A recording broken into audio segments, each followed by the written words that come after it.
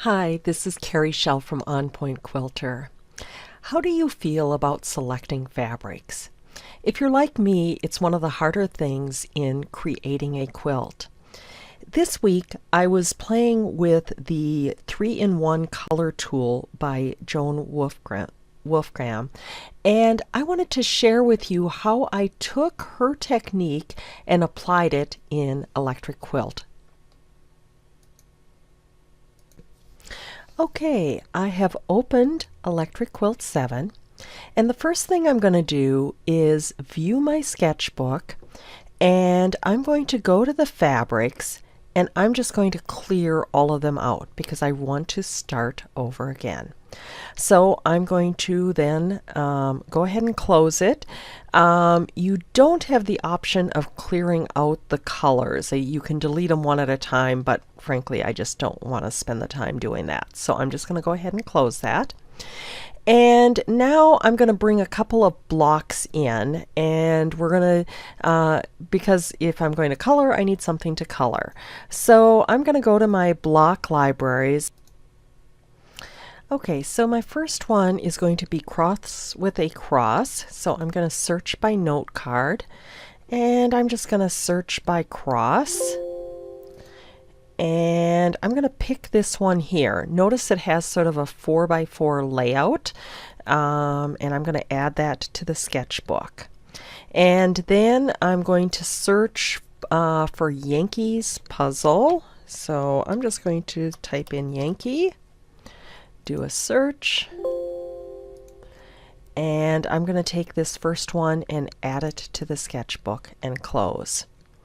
So now I'm going to work on quilt. So I'm going to select the work on quilt button, do a quilt, new quilt, and for this I decided to play with the on point layout.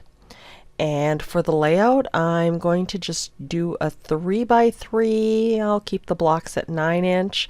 For the borders I'll do a 1-inch. I'm going to just add and put in a 2-inch.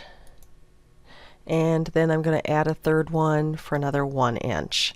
So I think that will work.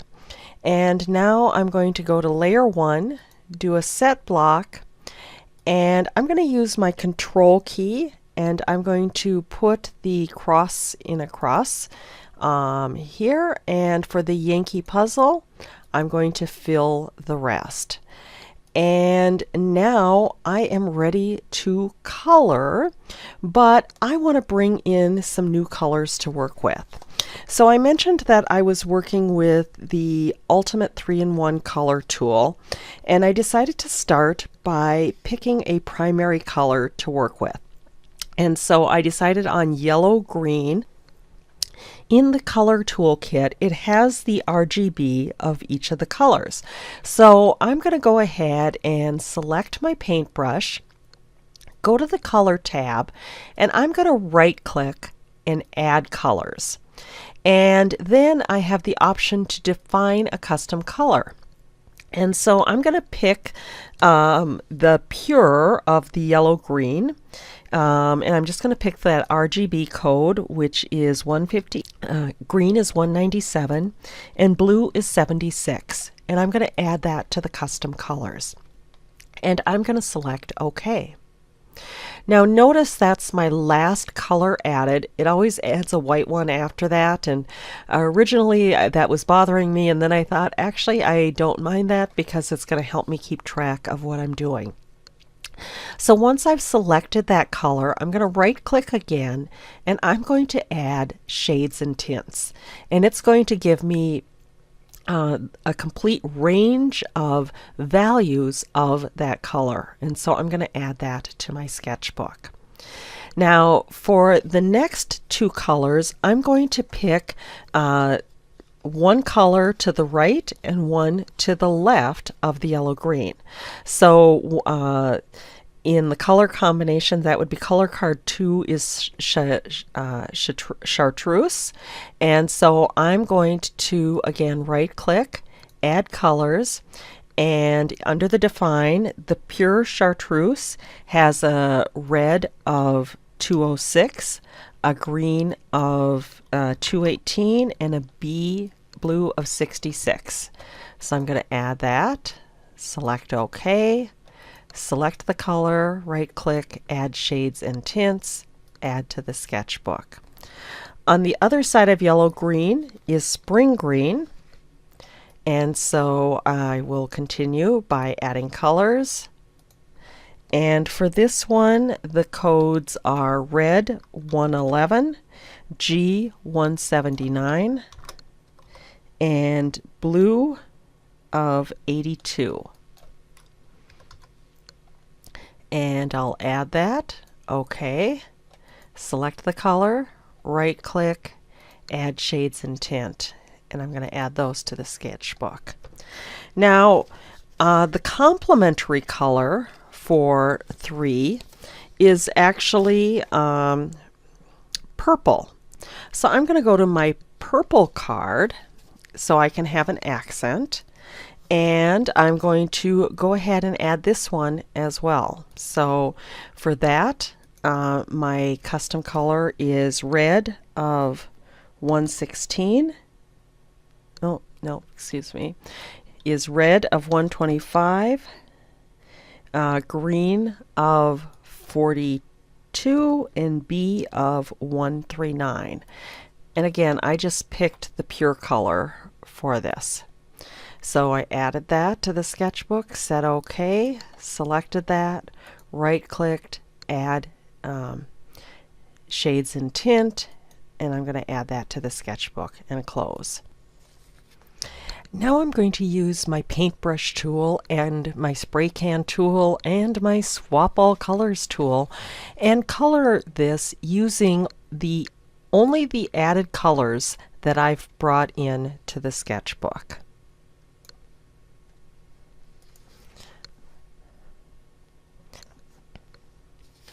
Okay, I've gone ahead and finished coloring that, and I'm ready for the next step in my process, and that is to bring in actual fabrics because I don't know, I like the texture in fabrics and prefer doing that rather than working with just pure colors.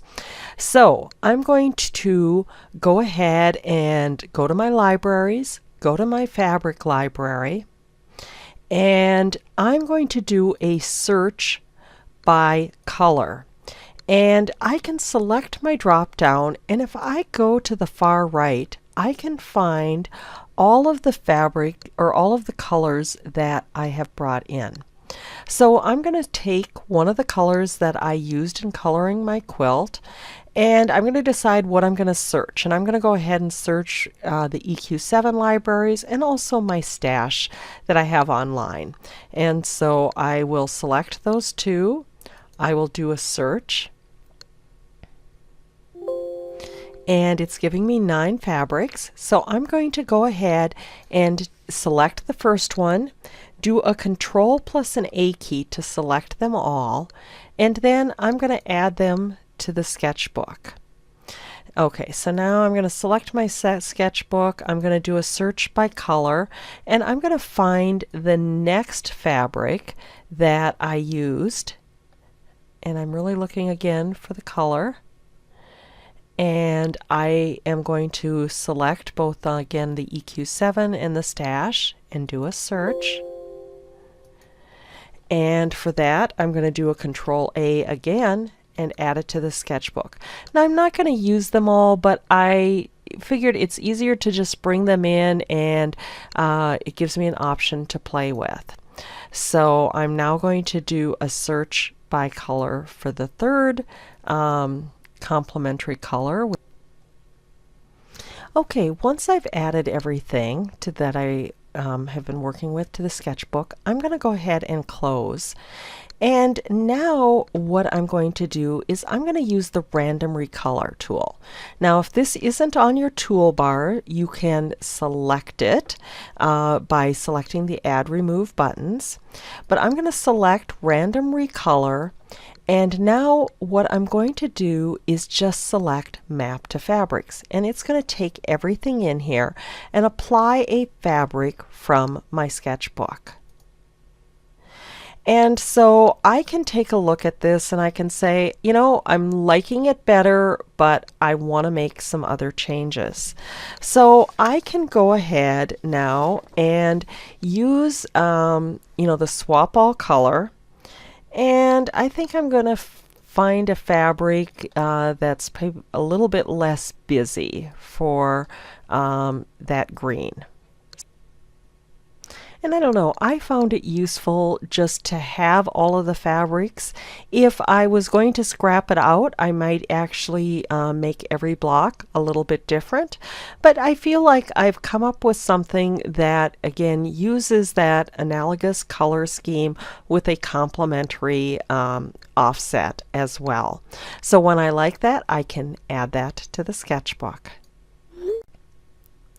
Thanks so much for watching. For additional tips and techniques, please subscribe to my newsletter at www.onpointquilter.com.